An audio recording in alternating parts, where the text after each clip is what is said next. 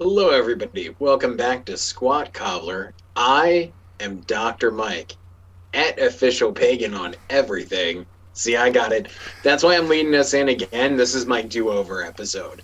So I am Dr. Mike, at Official Pagan on everything. Before I even throw things over to my lovely co-host, I'm gonna say like and subscribe. I'm getting everything in right now, and joining me as always. Hi, everybody. This is Kelly, who remembers his social media information every show at KELLYTHUL on Twitter, Instagram, and I'm on TikTok, but I'm just a viewer. So, I need a Kelly Tool TikTok video. yeah, that would be a Merry Christmas to us all type of thing. I So, mean, I'm not saying you're holding us back as a YouTube channel by not promoting us with your own TikTok video. But I am saying imagine how much we could grow as a YouTube channel if you had a viral TikTok video. that's right. What would the Kelly Tool dance be? What's your viral TikTok contribution? Um, That's TikTok, right? It's like dances and stuff. yeah, that's amongst other things, but yeah, Okay. there's a lot of that. So there's a lot of, and I don't know what it's called, but there's things where they get out of the car, or standing beside the car and the door's open and they're being filmed beside the car, kind of doing a little dance as the car goes, and a lot of times that ends poorly for the individual involved. That could be one. I could see that with the ending poorly part. I'm a big David Byrne stop making sense dance move guy. You know, the chops down the arm. I've mastered the chops down the arm, so that would probably have to be in there, I would think. Makes sense. But so what would a Mike Bolinski viral TikTok dance look like? Oh, I couldn't even begin to tell you. I don't think I am a talentless person, but I think my greatest strength is knowing what I'm not good at, and at the top of that list is dancing. We're probably in we're probably neck and neck, I would say. But that's the way it goes. But as much as folks, I just don't know if we're going to appeal to the TikTok demographic. I don't know. But could be. Actually, I think I do know. But that's not why we're here. No, we are here as always, well, as usual lately, to talk about retro gaming. We do also talk about Alice Cooper and occasionally other things, but it's a lot of retro gaming and Alice Cooper. But today we're going to do a little retro gaming. We're going to kind of wrap some things up. There was a lot of Arcade1Up news this week, but before we get into that, there was a little bit going on with that games as well, or at least there was in my case, and I assume with you as well, sir. I did get the notification that my Legends core has shipped. So I don't know if I'm at the same place you are, because I got a notification that they Okay. said, "Hey, we're sending it to USPS, and here's a tracking number." So I hit the tracking number, and I go to the tracking number, and they go, well, UPS goes, "We're waiting for something to show up." So I got notified that the process has started, but I don't have anything to track in terms of progress towards me. Oh, so I have nothing to track in terms of progress either. So we are in the same place there. I have learned with USPS though, cover your ears. Any postal sensitive people listening right now. I have learned that they're tracking. So where UPS and things like that, their tracking is like Bob picked up your package. Bob had a good breakfast this morning of eggs and bacon. He had two coffees because it took him a little extra to keep going. And gives you that sort of detailed tracking update. USPS is just like a label was created. What package? And maybe it was delivered. Like those are basically their updates, and that's been my experience long before the pandemic. I've whenever possible will pay more for shipping that doesn't include them, that bypasses them in some way. I had a great, super fun time with a custom made guitar and amplifier a few years back. Begged the person who made me these beautiful pieces not to ship them through the post office. They insisted it would be fine. Three guitar and amp sets later, they were like, "Hey, I'm just refunding you your money, and I'm never going to use the post office again," because all three arrived broken. So Yeah, when they finally arrived. So I wasn't a fan long before the pandemic. So it shipped. So I'm expecting us to see them early June, maybe. Yeah, of 2021, hopefully. Hopefully, yeah. I didn't throw a year on there. Yep. And for the folks listening to the video, and I'll see when I work on the production here. On occasion, this has happened a few times with Mike and I. On occasion, there'll be this weird kind of mystery echo that will appear. I just got it now. We'll see when I go through the video. It's not predominant, Mike. It's not happening all the time. Just little spots here and there. So if folks are listening and you just heard some kind of nasty feedback there a moment ago, we'll work on it. But I just want to give you a heads up on that, Mike.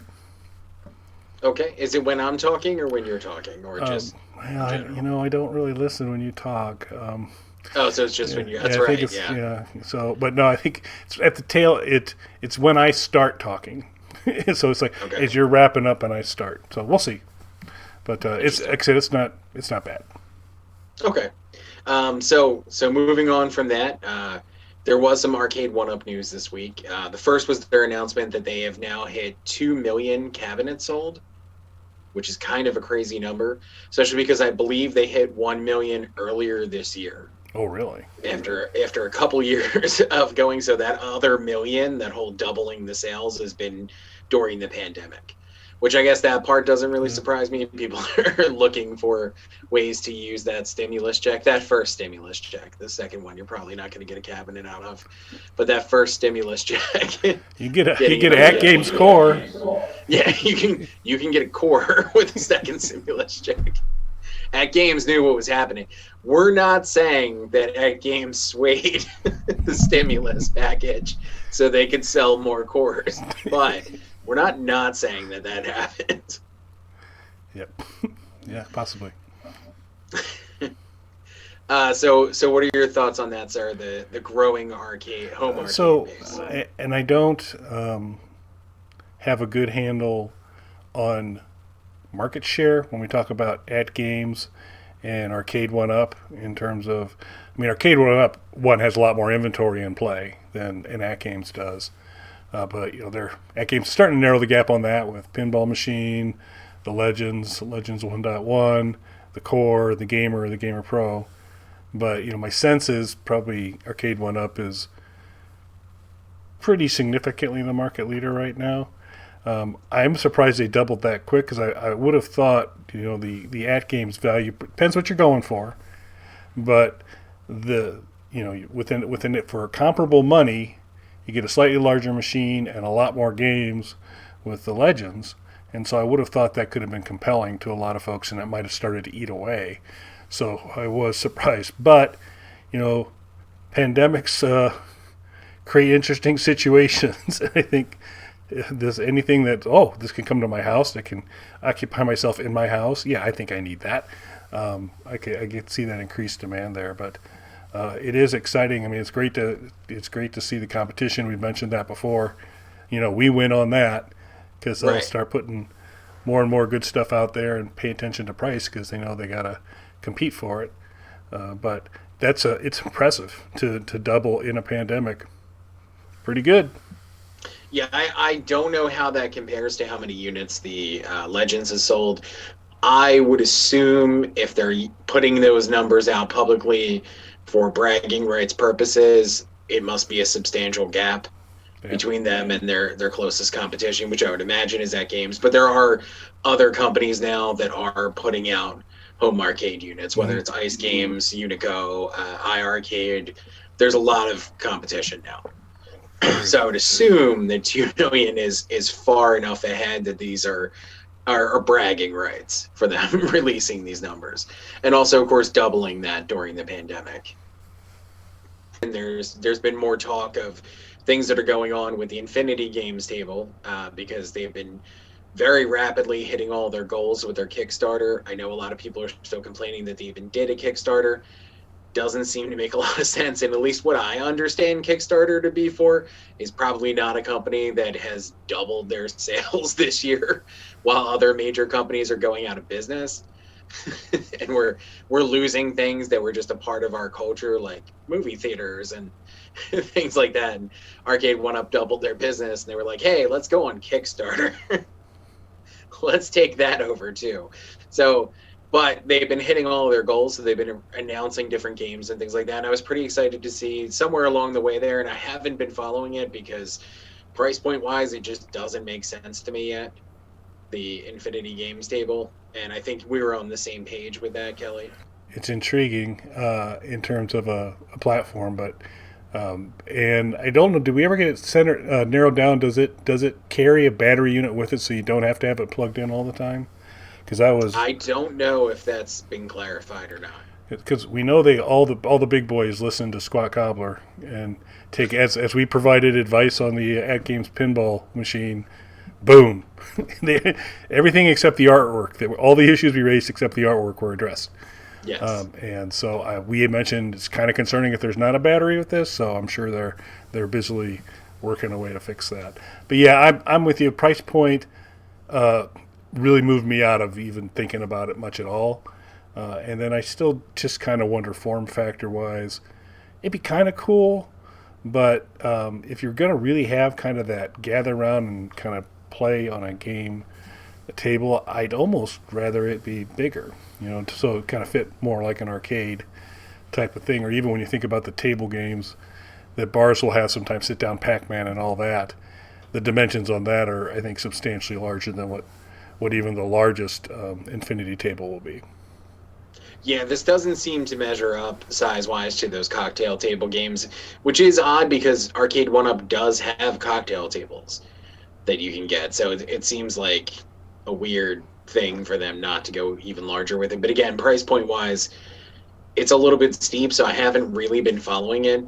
Apparently, though, somewhere along the way recently, they did announce that Pandemic would be available for it. So that's pretty interesting. I know Pandemic's an extremely popular game. I was very late to get on board with that. I just started playing it this year, but I am a big fan. I very rapidly became a fan of Pandemic. So that is going to be a part of the Infinity Game Table offerings when those are shipping out. I also saw some people, and I don't know if this is confirmed, but I've seen a couple people post about it, about possible Monopoly variants. So it is going to come with Monopoly because they within days, hit their first goal of $1 million. And so Monopoly would be included, but there has been talk of the variant Monopolies, so those licensed Monopolies for, movies and different characters and things like that. So what are your thoughts on those, sir? Do you play Pandemic, and where are you at on licensed Monopoly, digital Monopoly games? But so I'm not one. I really appreciate you saying about 8 times. Basically, I'm pro Pandemic because I think that's audio. those are audio clips I'll be able to use at various points. So thank you for that. You're welcome. But I'm familiar. I mean, I've seen it, and but I really the first time I saw it was during the pandemic, and so I'm like, wow, that's like really unfortunate. These poor folks. It's not probably doing real well, but I guess it's a very popular game. I'm not familiar with it. I am familiar with Monopoly variants, and you'll be proud to know and excited because in your pantheon of Star Wars movies, Phantom Menace is very high for you. We have the Episode 1 themed Monopoly game, so that's got the whole Art Deco, Naboo kind of mojo going on. So I've always liked the themed monopolies. I think that would be really cool and pretty darn cost effective to continue to reskin that core Monopoly engine with different sprites and playing boards and have almost an infinite number of licensing options. There could be a Squat Cobbler Monopoly at some point in time. Hear that, Hasbro? They make that, right? That's right. One of them. Yeah. Hear that, game company that makes Monopoly? Yeah. We're your pitch guys. We're right here. We've been long fans of your company that makes Monopoly. Game company. We are huge fans of your work. But yeah, no, I think it would be interesting. I do like those Monopoly variants. I'm a huge Monopoly fan in general. So that was definitely one of the first things that interested me about the Infinity Game Table before I lost a lot of interest at the price points. I'm sure there's going to be other, updates of the system and things in the future. So maybe there'll be different price points available at that point. It might be something I revisit. As of right now, though, as much as I love Pandemic, the game, there's it's not swaying me because I own the board game. It's not swaying me to purchase the table. But yeah, Pandemic, the game, if you're interested, is a really excellent board game. If you get into it, though, financially, it can become problematic. The game is not cheap, especially the more deluxe editions of it. And there are tons and tons of expansion packs to it. So it's cool because there's a lot of content, a lot of ways to build off of the game. It's financially a deep, deep wormhole to fall into. So the real problem with the 2020 pandemic. Yeah, I think there's a Disney Villains game that kind of runs that same track. That it's kind of, you know, they give it to little kids in the schoolyard. Just, hey, first one's free. They get their Disney Villains and they take it home, and then they start to want to expand out to all this other kind of cool. Well, if you want to do this or that, oh, you want Thanos? Well, that's another package. You're going to have to do this and all that good stuff. So, yeah, that's kind of a sinister approach. Not that any of the game companies who would sponsor Squat Cobbler we're speaking about here. Those other game companies Right. we're talking about.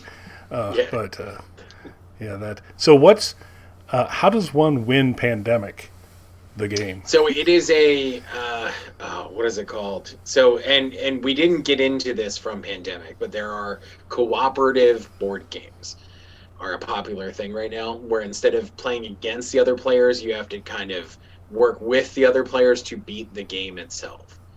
And in the case of Pandemic, think of Risk. So you get a map-based board, and there are outbreaks of diseases in different countries. You and your teammates need to travel around, collect items, and cure these diseases as you're going along. The core game is difficult, but a lot of fun. And then, like I said, there are a number of expansion packs. You could very quickly be hundreds of dollars deep into this board game once you get the core game and then a few of the expansion packs. Yeah, it's not a cheap hobby. I've learned the hard way. All right, so the next thing that was announced, so officially from Arcade1Up, they did say that first quarter of next year is going to be a big thing for them. They're going to have 4 to 5 new cabinets they're going to be introducing at CES. They also said that people who are into driving and shooting games are going to be excited. So they did release Big Buck Hunter, which was their first light gun shooting game. And they also released Outrun, which was their first driving cabinet that they put out. So obviously, among these 4 to 5 new cabinets, there's going to be a new shooting game and driving game. Yeah. They made that pretty clear. What are your thoughts on that? First off, more cabinets coming, but what do you think about light gun games and driving games particularly? So it's always tricky to get kind of the light gun thing set up right. It seems like on at least what I've read. I've not had the experience at home yet with a light gun to kind of see how that would the gameplay would be. If they are able to solve that problem and have a reliable kind of shooting kind of mechanism, I think some of the shooting based games are some of the most fun to play in an arcade when you get a good one. And so I would welcome additional products there, as long as they said they've got it kind of worked out, and it's not kind of more the Wii model of pointing, but it's actually kind of more to the traditional arcade approach. So that part's good. Driving games are also super. I mean, you can't beat the form factor of actually having a steering wheel and accelerator. It'll be interesting to see. I don't know for their driving games on ones that might have, if they actually have pedal accelerators versus just shifting up with the joystick. That would get real interesting when you get into this riser conversation, because it would seem like that would almost kind of prohibit. They'd either have to build the cabinet bigger to begin with, or do something, because that would be good. But I think those are driving and shooting games. To me, make the most compelling case to kind of say, yeah, I could have multi-arcade, and multi-arcade's got most of the controls that I can go through, but for some of these games, you're just never going to get the same experience if you've had to kind of shift over to a spinner joystick combination or something like that. They did work around that for Tron on the Act Games platform. There was someone who did it originally. I think he kind of came up with it, and then Act Games got involved and is distributing it or makes it available. But the traditional Tron light-up joystick, he made one of those, so you could swap one of your joysticks out and use that. And that is super important because there's a couple levels in Tron where if you don't have it, you've got to use this combination of the spinner and buttons and the joystick, and it's difficult enough without having to kind of span multiple controls. So I think it's really exciting. It'll be interesting to see which ones that they do actually pull out for that. But I do think driving and shooting games are some of the best ones for a dedicated cabinet. What are your thoughts? Shooting, I'm really excited about. That was something when I made the decision to put together an arcade, like have a full arcade in the house, like retro game room. And a shooting cabinet was something that was really important. So that was something I've been waiting for them to do. I was excited when they announced they were doing it. I like Buck Hunter, don't get me wrong.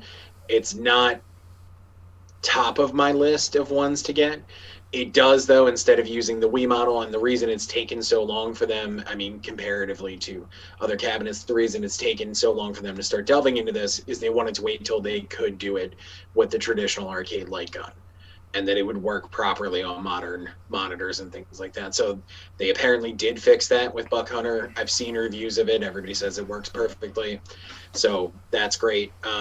Wasn't super excited. Again, I like Buck Hunter. Not the game I would go for first, though, as far as shooting games go.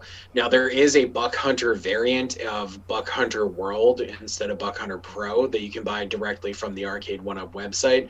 That's a little bit more interesting to me. I like the artwork and the form factor of that a little bit more. So that's a little more interesting. If that was to go on sale or something like that, that's definitely a possibility. Personally, though, when I think shooting games, I think House of the Dead. And they did do the Sega cabinet with the Golden Axe cabinet, which had 5 Sega games on it. So I'm hoping that House of the Dead is going to be one of the ones they're announcing at CES. As far as the driving games, I was never a big driving game guy, probably because I don't drive. So it was never not something that super appealed to me. But you like shooting games. You Right. don't drive, but you like I shooting stand by games. what I said. Yeah, this is so. Depending on my editing skills, folks, you're either completely aware or slightly aware. We're having occasional audio glitches on this recording, which you may eventually see. Is this entire episode boiled down to Mike going, "I really like pandemics," and I was excited about shooting. So I think we'll just tighten it up to that and then say, "Happy holidays." Hammer home the important facts. Yeah. Now, but I have seen, obviously, images that are Outrun cabinet, and you were talking about the form factor with that. That is a sit-down cabinet, like the sit-down Star Wars that I have. Okay. So I'm assuming the next cabinet would probably follow suit with the sit-down design. Now, you're above average fella, both just in your overall experience and size. How tight a squeeze is that Star Wars cabinet for you? So you can adjust it. So I'm 6'1". You can adjust it. It is tight though. And where it comes in tight is you really can't spread your legs, like you're just sitting straight forward, if that makes sense. So the sit down option is better for the kids, if that makes sense. Like I find myself playing Star Wars more and just pushing the seat back and just sitting in front of it, like putting a stool there or something like that. Because you can adjust it. It just slides back and forth, which is great as far as taking up space, because the cabinet doesn't take up as much space as you would think, because you can kind of slide the bench in up against the cabinet. You can also just slide it all the way out, though, and throw a stool in front of it, which I find that I do more. There's not a ton of leg room, and that's a good point that you bring up. I'll take a picture of it so that you can throw it up for everybody to see. But that is a good point. So I'm 6'1", even all the way back. It's not a ton of leg room. So for me, I can't see working the pedals comfortably for a driving game for that. Yeah, I think that's going to be the challenge for both, whether it's sit down or, and then there were a number of ones that you'd have a stand. You'd be in a standing position, but you'd still have those the brake and accelerator, or at least the accelerator. Down there is kind of almost like a piano key pedal kind of deal. Yeah, And yeah. so it'll be interesting to see. I mean, they've done a decent job in translating it, but basically pulling all the controls up to the top, so that you just need joystick buttons and all those, and you can get a type of thing, or even the steering wheel there and have that form factor, but really don't have the accelerator. You use a button for accelerator, and that's not obviously the exact experience, but still all right.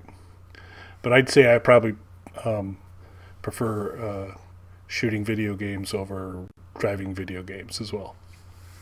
Yeah, so as far as Star Wars, there is a stand-up version of Star Wars. I'm glad I got the sit-down version because again, I'm going for that complete arcade feel. So having the sit-down game is fun.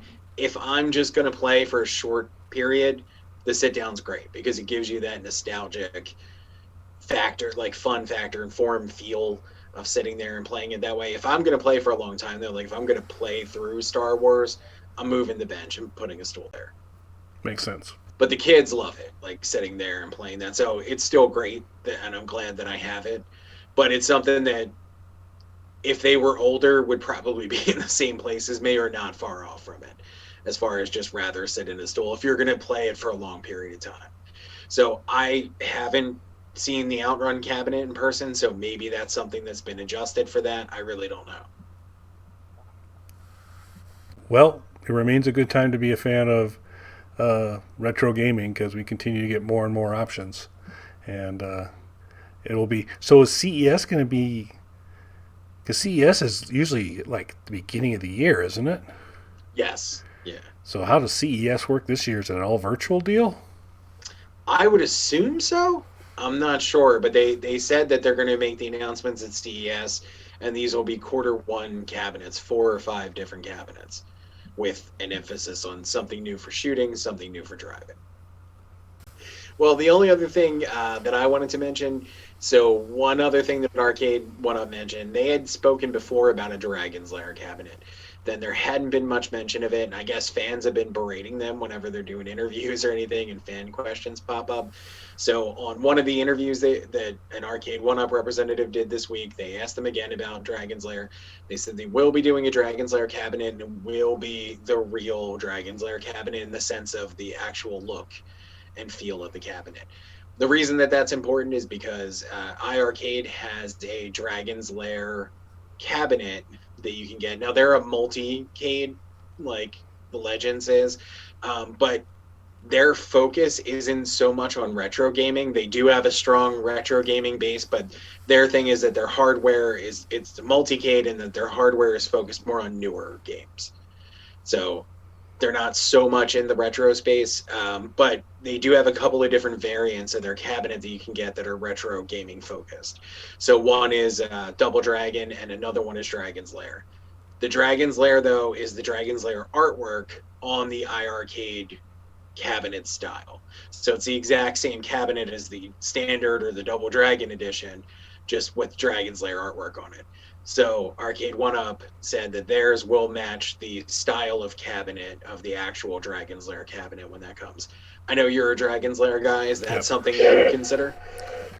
I would, because even though I've used a couple of emulations and folks taking kind of shots at pulling Dragon's Lair off in a MAME environment, that type of stuff.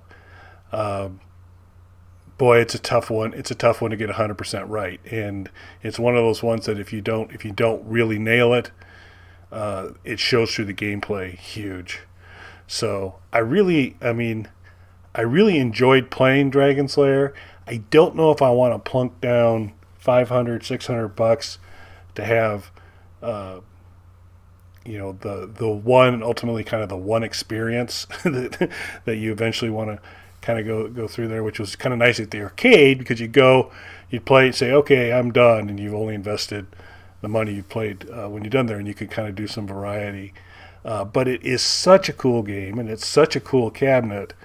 It may come down again to price point again a little bit to see, but my assumption is they're not going to really move this substantially off of what they do for another cabinet, and at that point I'll probably be a little bit hesitant, but I'll give it a lot longer look, because I sure wouldn't mind a Dragon's Lair cabinet sitting next to the Legends.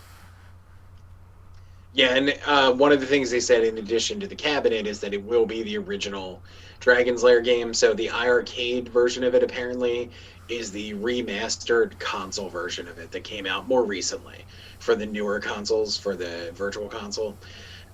It's not the original 4:3 aspect ratio or the original graphics and all that stuff. So it's going to be the original game. They said it's going to play really well. My thing is more, and again, what I like about Arcade1Up is that they, it's about building the arcade, about having, but there are more than one game on the Arcade1Up cabinets. It's usually 3 to 4 is kind of their average. There's been a couple that have had as many as 12. Ninja Turtles only has 2, but that's a specific, 4-player branded cabinet. So it's the 2 4-player Ninja Turtles games. So that makes a little bit more sense. When you get into the form factor of the Dragon's Lair cabinet, that does limit what games could be included with it.